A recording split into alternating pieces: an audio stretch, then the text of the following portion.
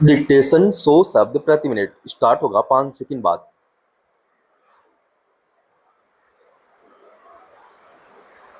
Start. किसी भी देश के आर्थिक विकास में केवल प्राकृतिक संसाधनों, पूंजी या तकनीक का योगदान नहीं होता, बल्कि इसमें मानव संसाधन का भी अहम स्थान होता है। इसकी गुणवत्ता और उत्पादकता की विकास में बड़ी भूमिका होती है।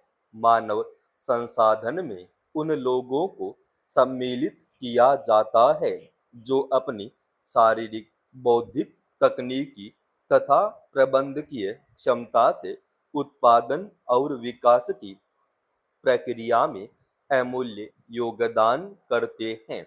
भारत दुनिया की सबसे अधिक जनसंख्या वाले देशों में से एक है।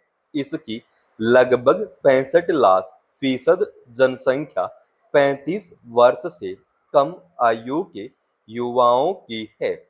यह युवा शक्ति देश की अमूल्य संपत्ति है। यदि युवाओं में बुनियादी शिक्षा, स्वास्थ्य और कौशल का विकास किया जाए तो वे देश की आर्थिक वृद्धि को नई ऊंचाइयों पर ले जा सकते हैं।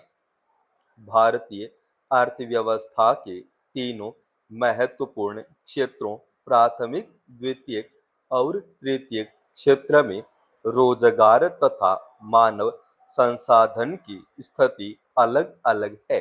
कृषि प्राथमिक क्षेत्र है जो किसी भी देश में बहुत बड़े कार्यबल को रोजगार देती है।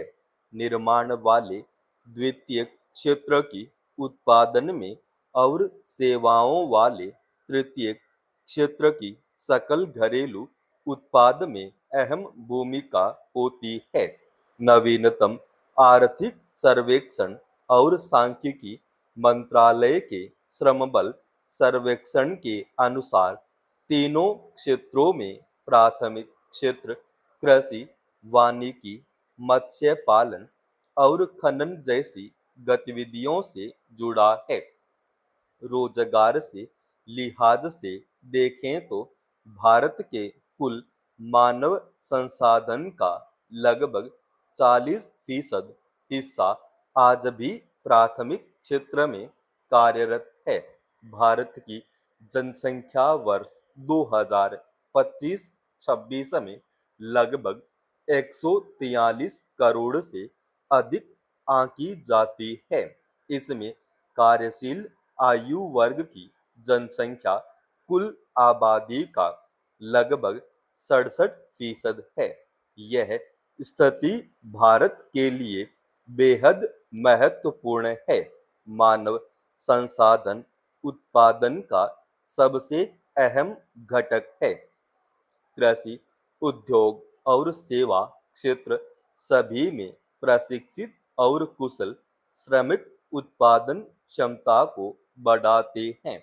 देश की जीडीपी में सेवा क्षेत्र का योगदान लगभग 55% से अधिक है।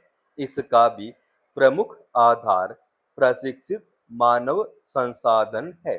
सूचना प्रौद्योगिकी, बैंकिंग, स्वास्थ्य, शिक्षा और संचार जैसे क्षेत्रों में लाखों भारतीय पेशेवर देश की आय और विदेशी मुद्रा अर्जन में योगदान दे रहे हैं। कृषि क्षेत्र में आधुनिक तकनीकों, उन्नत बीजों, सिंचाई और वैज्ञानिक खेती के प्रसार में प्रशिक्षित मानव संसाधन की महत्वपूर्ण भूमिका रही है। हरित क्रांति के बाद कृषि उत्पादकता में उल्लेखनीय वृद्धि हुई। यह वृद्धि केवल तकनीक के कारण नहीं, बल्कि किसानों के प्रशिक्षण के कारण संभव हुई। मानव संसाधनों की जरूरत लोग उद्योगों के विकास के लिए भी चाहिए। वहाँ कुशल श्रमिक, इंजीनियर, प्रबंधक और तकनीशियन आवश्यक होते हैं। ऑटोमोबाइल, दवा उद्योग, इस्पात और इलेक्ट्रॉनिक उद्योगों की सफलता के पीछे प्रशिक्षित मानव शक्ति की बड़ी भूमिका है। विशेष रूप से भारतीय औषधि उद्योग विश्व के सबसे बड़े जेनेरिक दवा उत्पादकों में गिना जाता है। इसमें लाखों वैज्ञानिकों और तकनीकी विशेषज्ञों का योगदान है। भारतीय सूचना प्रौद्योगिकी उद्योग में लगभग 50 लाख से अधिक पेशेवर कार्यरत है।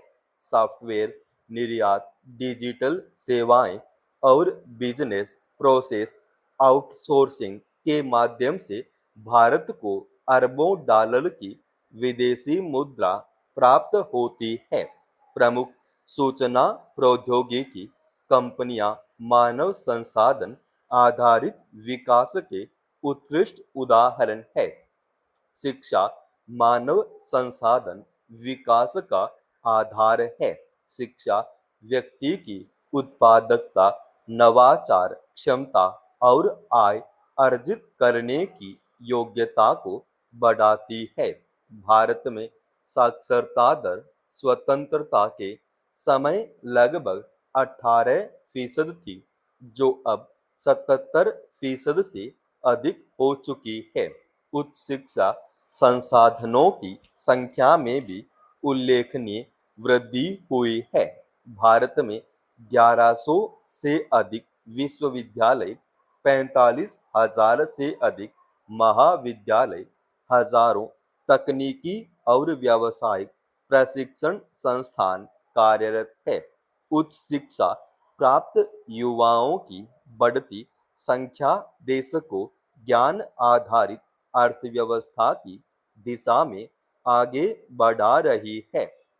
मगर अर्थव्यवस्था में केवल शिक्षा ही पर्याप्त नहीं है, कौशल भी बहुत जरूरी है। इसी उद्देश्य से भारत सरकार ने विभिन्न कौशल विकास कार्यक्रम प्रारंभ किए हैं। इसके अंतर्गत स्किल इंडिया मिशन और प्रधानमंत्री कौशल विकास योजना इत्यादि प्रमुख है। इन योजनाओं का उद्देश्य युवाओं को उद्योगों की आवश्यकताओं के अनुरूप प्रशिक्षित करना है। समाप्त।